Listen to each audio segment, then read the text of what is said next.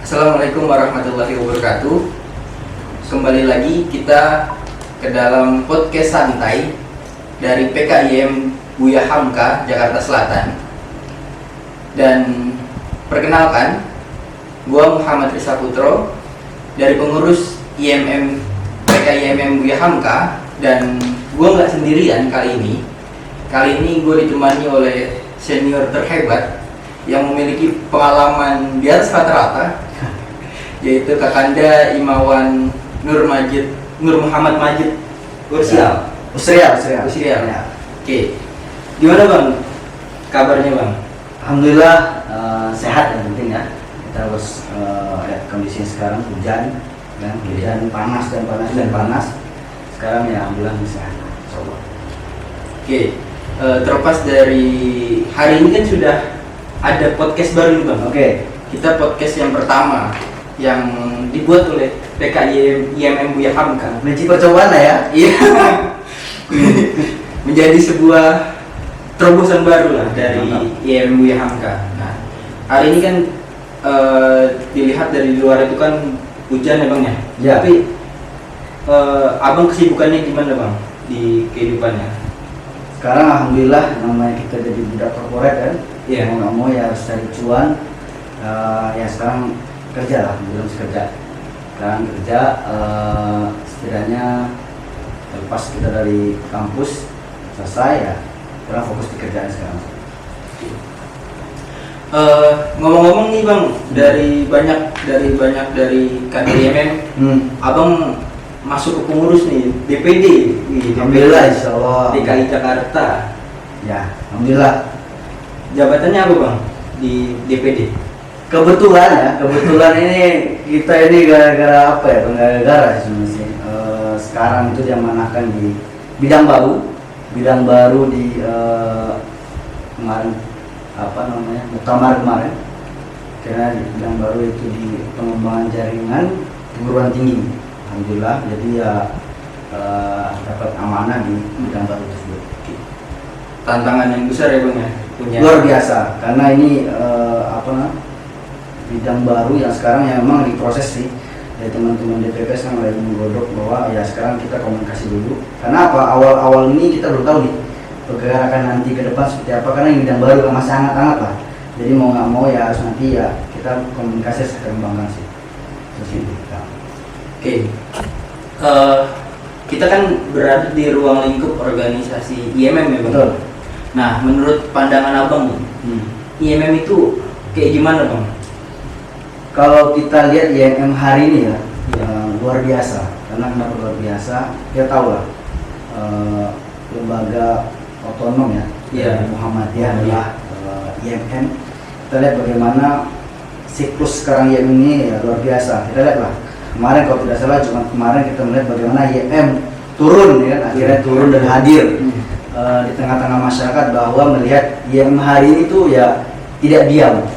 Tidak diam kan, ya, terlepas dari banyaknya lembaga-lembaga atau organisasi yang lain yang mungkin juga tidak diam.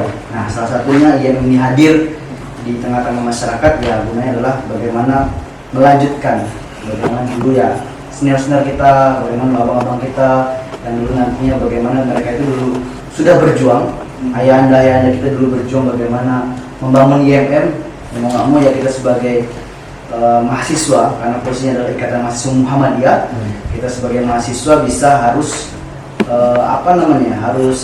bisa menjaga marwah dari yang tersebut. Gitu. Memang kalau seperti ini IMM itu benar-benar dilahirkan dari orientasi yang baik ya, dan bertujuan ke arah yang baik juga. Nah, hadirnya IMM itu sebenarnya perlu nggak sih Bang untuk adanya IMM ini di Indonesia? Kalau kita bilang perlu atau tidak, kalau saya ya, atau gue pribadi ya, itu perlu. Karena kenapa? Bagaimana kita melihat ya, kalau gue dulu diberikan konsep gitu, bahwa lu harus tahu nih, mahasiswa ini posisi tengah-tengah ya, antara masyarakat sama yang punya kebijakan. Ya, bagaimana ini semuanya harus berjalan? Ya ini tengah-tengah ini yang menjadi kunci. Ya katakan sekarang melihat ya bagaimana hari ini proses hari banyak lah bergejolak, entah itu harga naik segala macam. Mungkin lagi hangat-hangat sekarang harga BBM naik. Kita melihat bagaimana mungkin ya kita sebagai mahasiswa, kadang-kadang kita dengar mungkin ngobrol sama ojol, mungkin ngobrol di angkot, wah sekarang susah ya, gitu ya, mahal segala macam. Nah itulah fungsi kita gitu, fungsi hadirnya kita di tengah-tengah masyarakat itu bisa menjembatani semua aspirasi masyarakat tersebut hingga sampai nanti di pemangku kebijakan. Itu sih makanya dibilang perlu tidaknya, menurut gua sendiri ini perlu. Karena apa? Jangan sampai nanti kita terlena. Karena mungkin ya kita terlena dari bagaimana sisi sekarang sebagai mahasiswa, terlepas dari nyamannya mahasiswa hari ini ya kita juga perlu untuk turun, untuk minimal kita harus bisa menyampaikan aspirasi masyarakat yang mungkin tanda kutip adalah sudah resah gitu dalam kondisinya sekarang. Sepakat Bang, menjadi penyalur lidah rakyat Bang. Betul sepakat. Untuk kebijakan-kebijakan yang hari ini nggak pro sama sekali.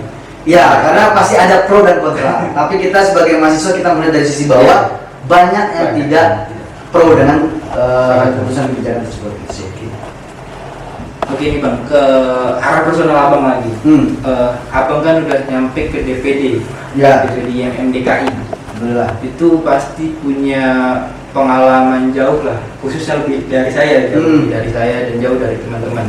Dan dari bagaimana nih Bang, lika-likunya Abang dari kader IMM, dari benar-benar baru kenal apa itu IMM sampai sekarang yang udah menjadi pengurus DPD IMM itu Bang. Lika-likunya kayak gimana Bang? Lika-liku ya. Kalau gua bilang lika-liku dulu pas masuk masuk di UHAMKA ya. Karena kita di UHAMKA dan gua baru kenal Muhammadiyah itu pun juga ketika masuk di UHAMKA gitu. Gua kenal Muhammadiyah, bagaimana Muhammadiyah. Karena gue jujur mungkin sama dengan teman-teman yang lain atau mungkin yang dalam tanda kutip background ini bukan dari Muhammadiyah. Karena mikir Pak, ini Muhammadiyahnya apa? Organisasi kah atau apakah gitu kan? Nah kalau gue lihat dulu seperti itu karena mungkin ini aliran kah atau apakah gitu kan? Nah tapi akhirnya gue tahu dulu niat gue sebenarnya sama lah dengan teman-teman. Niat gue itu adalah mungkin nambah jaringan, nambah teman segala macam. Cuman ya dulu tuh gue melihat sosok ketika gue dulu tuh apa ya namanya? Masta dulu ya. Sekarang mungkin udah beda kali ya. Sekarang namanya apa? Peta ya atau bukan taruh ya. Dulu tuh Masta. Ada masa taruh dulu kan. Itu dulu gue ngeliat nih. Jadi MC ini enak gitu loh. Kenapa gue bilang kayak enak? Karena nih langsung dipanggil terus. Kak. Gue ngerasa kayak terkenal ya Bang? Ya, gue mikir gue juga harus kayak dia nih, gitu. Gue kayak dia nih, biar gue dikenal, biar gue jadi terkenal. Terlepas gue juga mungkin dari orang seberang ya, karena gue merantau ke sini, mau tidak mau emang gue harus menambah teman. Sebagai orang perantau yang jauh di sana dari Sumatera, nah gue kesini itu. Jadi tujuan gue, niat gue dulu ya emang menambah teman. Terus gue juga sebenarnya pengen ikut-ikutan aja udah. Sama emang itu, poinnya adalah gue pengen terkenal dulu. Terkenal dalam tanda positif pasti ya. Gitu. Karena setiap kalau misalkan ketemu di lorong, kamu majid, kayak enak banget rasanya ini. Ya kalau itu dulu berarti gitu kan. Makanya akhirnya gue dulu situ, gue ikut proses bagaimana gue dulu di komisariat dulu. Karena kita berawal dari komisariat. Terlepas dari komisariat, gue dulu terus gue naik ke cabang. Ya, alhamdulillah di komisariat itu gue juga dulu awal mulanya itu anggota bidang kader dulu. Oke, anggota bidang kader ya kan, dulu gimana kita proses kader dulu kan, itu posisinya masih di masih di Limau dulu kan. Kita sudah berdiri sendiri kan, tidak lagi di Limau. Nah itu dulu gue periode pertama itu gue dulu jadi anggota bidang kader. Periode kedua alhamdulillah gue jadi ketum dulu. Alhamdulillah. Ya mikirnya berat sih, karena mikirnya kan itu dulu gue tidak terlalu aktif banget kalau misalkan, maksudnya gue hanya mikir dulu gitu lagi. Ketika gue ngobrol dengan teman-teman gue di satu pengurusan, gue bilang gini, kita ini mau dikenal baiknya atau dikenal buruknya gitu. Nah akhirnya apa? Kita langsung kebuka tuh. Oh iya ya. Kalau kita setelah dari pengurusan kita dikenal buruknya, udah kita jelekin aja. Maksudnya adalah apa? Kita tidak usah membangun. Tapi kalau misalnya kita dikenal baiknya, yuk kita sama-sama kita bangun. Nah, akhirnya gue dulu pas jadi ketum, gue bangun, alhamdulillah ya bisa lah berproses gitu kan selama di komisariat. Dan alhamdulillah tuh waktu di cabang, alhamdulillah lagi gue diamanahin jadi ketum lagi. Itu jujur sih, gue nanya sebelumnya itu adalah ketum atau ketua umum pimpinan cabang Jakarta Selatan dari dulu kan masih FEB ya namanya. Iya, masih. FEB itu pertama kali adalah Bang Pendi dulu. Oh, Bang Muhammad Fendi. Itu gua satu udah lama, gua satu tahun 2000 berapa atau tahun 1000 berapa gitu. Kalau begitu itu adalah ketika dari Bang Pendi ke masa gua itu sekitar 15 sampai 17 tahun.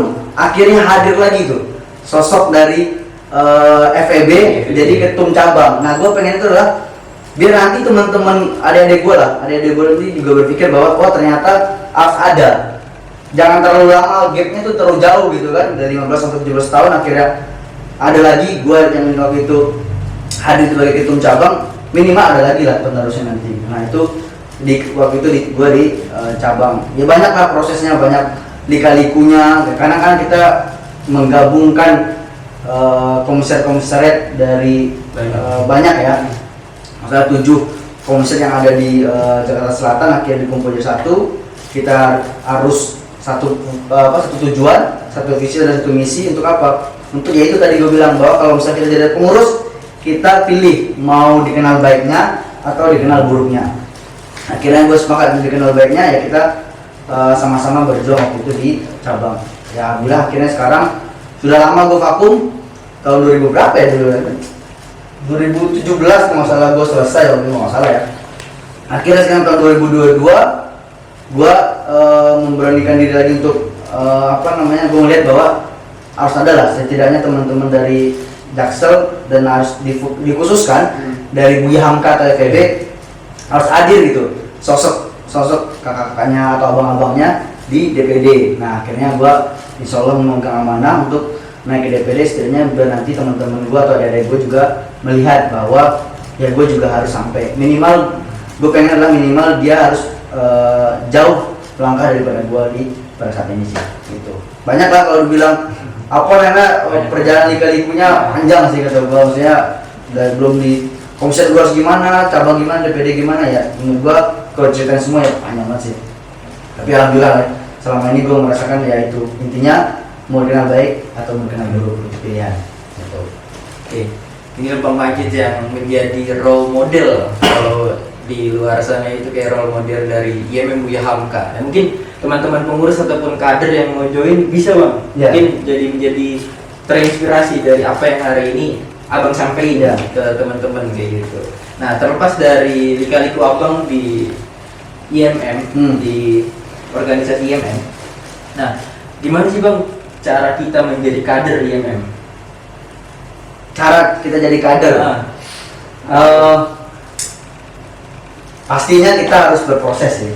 Ya, kita harus tahu dulu ya mau jadi kader IMM seperti apa. Ya pertama adalah prosesnya adalah kita ngikutin proses dari bagaimana rekrutmen atau rekrutmen lah. Pengkaderan. Ya pengkaderan. Jadi adik-adik gua yang di luar sana yang mungkin yang pengen masuk ya atau pengen join ke IMM dan khususnya dari IMM Buya Hamka, kalian ikutlah.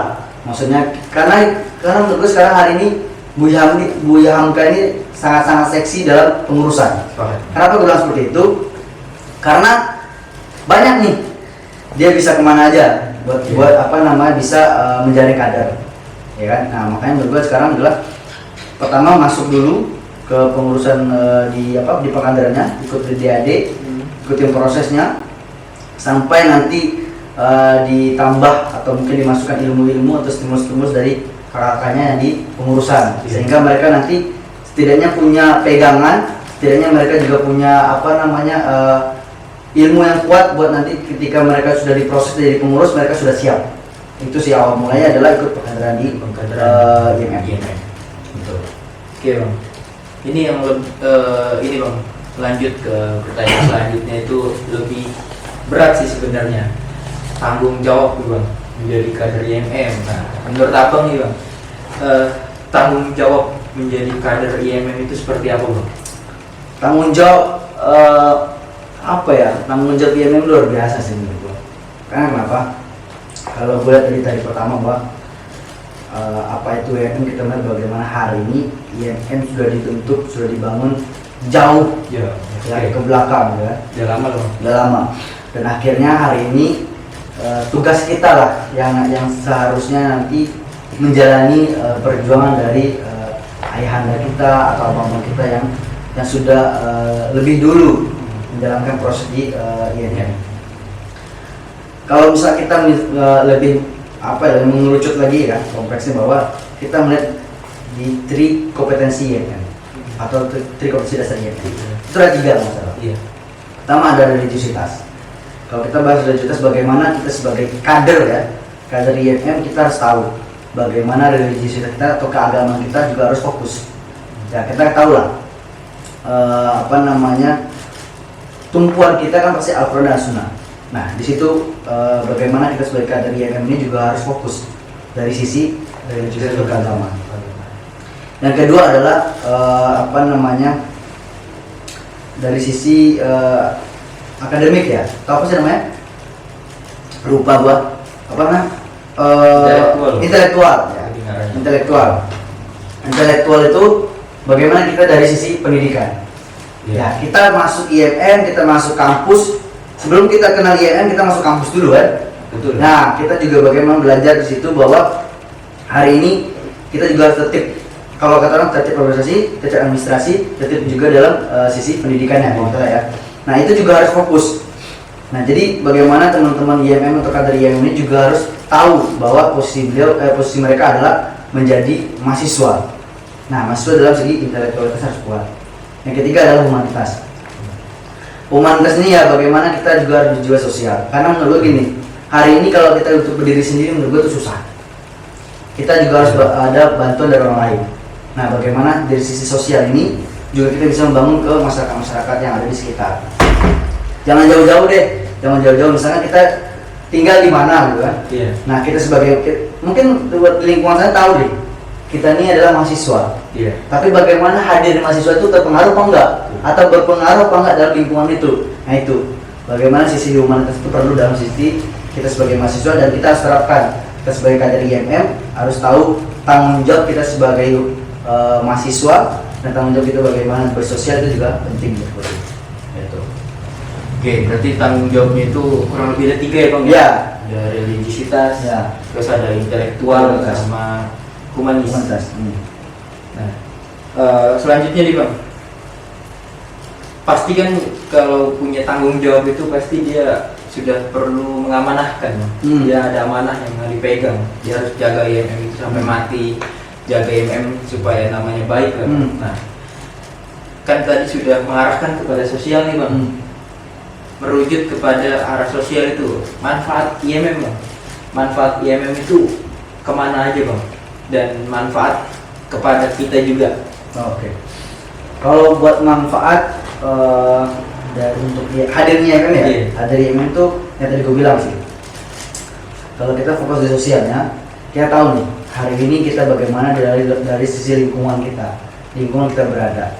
Kalau misalkan tadi gue bilang, kalau misalkan hadir kita berpengaruh untuk lingkungan, menurut itu bermanfaat untuk orang lain. Nah, makanya menurut gua kita sebagai kader IMM ini menurut gua ya dari sisi humanitasnya, dari sisi intelektualitasnya juga harus manfaatnya itu juga terasa gitu. Tapi menurut gua yang lebih bisa ditonjolkan adalah sisi humanitasnya. Karena kenapa? Tadi kalau bisa kita lihat dari awal lagi nih, posisi kita sebagai mahasiswa kan tengah-tengah sebagai lidah penyambung dari aspirasi masyarakat ke pemangku kebijakan. Nah, bagaimana hadir kita berpengaruh di situ? Ketika masyarakat percaya dengan kita, itu manfaatnya terasa. Nah, terus pertanyaannya adalah gimana kalau kita ngerasain manfaat itu ada sebagai kader IMM? Menurut gua adalah di situ prosesnya lu belajar. Lu akan terasa ketika lu berproses. Gitu. Jadi menurut gua adalah ketika lu ngerasain itu manfaatnya adalah ketika lu berproses, bagaimana mungkin lu dulu orangnya dulu insecure gitu kan, bagaimana lu nggak bisa dulu hidup dengan sendirinya, akhirnya lu bisa berbaur. Nah, menurut gua di situ manfaat akan terasa. Karena apa? Semua manfaat itu terasa ketika dijalani prosesnya. Menurut gua. Bener Bang, berarti ya kita harus jalani dulu. Betul. Kita harus jalani dulu baru apa yang kita lakukan itu pasti membuahkan hasil. Betul. Itu manfaatnya. Betul. Gitu, Bang. Ini Bang, terakhir nih Bang. Karena kita udah banyak ngeraup ilmu dari Abang nih buat teman-teman kader ataupun teman-teman masyarakat yang lain yang nonton. Pesan-pesan untuk teman-teman kader yang sudah gabung di IMM dan pengurus ataupun orang yang belum gabung sama sekali nggak tahu IMM, itu pesan-pesan buat mereka itu apa Bang? Oke. Kalau pesan-pesan yang mungkin buat orang yang di luar sana ya, mungkin yang belum bergabung di IMM, inilah kita, organisasi kita yang dibesarkan oleh ayahanda kita dalam mengikut organisasi Muhammadiyah. Kita termasuk dalam otonom Muhammadiyah, itu Ikatan Mahasiswa Muhammadiyah. Dan hari ini lihatlah bagaimana hari ini hadir di tengah-tengah masyarakat, tidak hanya berkutik dalam diskusi saja, tapi hasil diskusi tersebut kita sampaikan ke jalanan gitu. Jadi semua aspirasi masyarakat yang mungkin yang sudah keluh kesah gitu ke diri masing-masing, aduh siapa ini yang harus bisa gue harus curhat kemana segala macam. Ya gue pengen lihat bahwa kasih tahu juga ke masyarakat bahwa hari ini IMM hadir dan tidak diam bagaimana kebijakan-kebijakan yang hadir atau yang sudah diputuskan oleh pemangku kebijakan. Hari ini IMM hadir untuk untuk bisa menyampaikan aspirasi dari masyarakat. Itu untuk dari orang-orang atau masyarakat di luar sana yang mungkin belum masuk bergabung dengan IMM. Terus untuk mungkin kader-kader ya, kader-kader yang mungkin ingin bergabung dengan IMM, menurut gue adalah tidak ada lagi kata untuk nanti untuk bergabung. Karena apa? Hari ini kita bergabung dengan IMM menurut gue adalah salah satu pilihan terbesar. Karena kenapa?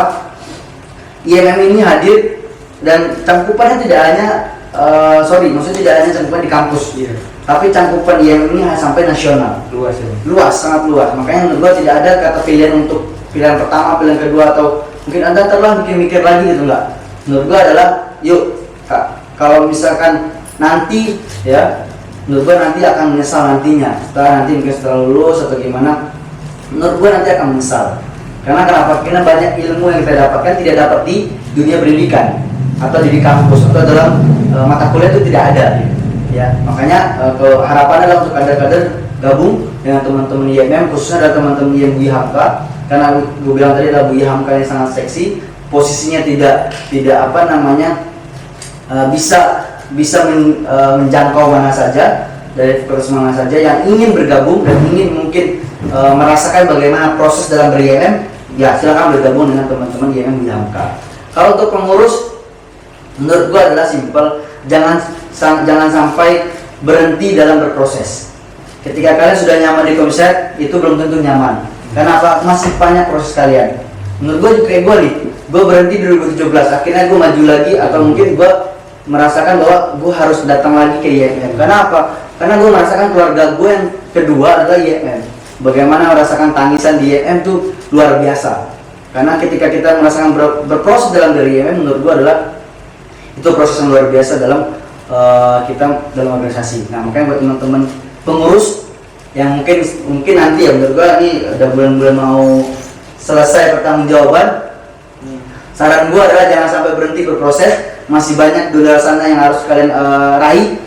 Kalau misalnya berarti harus ada tingkatan lagi ke pimpinan cabang, habis nanti ke daerah, kalau bisa-bisa juga teman-teman ke DPP atau pimpinan pusat gitu. Jadi semuanya harus dilakukan dengan proses yang baik, dan menurut gue adalah dalam proses itu banyak manfaatnya, banyak juga bagaimana kita merasakan pahit, manis, asam, dan semuanya berasal dalam satu lingkup keluarga gitu sih.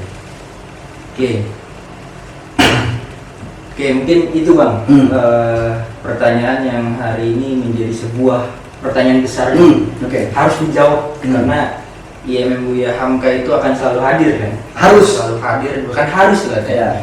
Harus untuk kedepannya. Mungkin buat teman-teman yang ingin masuk ke jadi kader IMM, silakan kunjungi di Instagram PKIM Buya Hamka, dan tentunya kita akan terbuka dengan seluas-luasnya dari kampus manapun, karena IMM Buya Hamka itu sudah sangat luas organisasinya, jadi kampus manapun khususnya di Jakarta Selatan, nah itu bisa kalian gabung, karena ketika kalian ingin mendapatkan manfaatnya, ketika ingin tahu sejarahnya gimana, ketika kalian ingin menjadi penyalur lidah rakyat apa yang disampaikan oleh Bang Maji tadi, tentu gabunglah ke IMM Buya Hamka.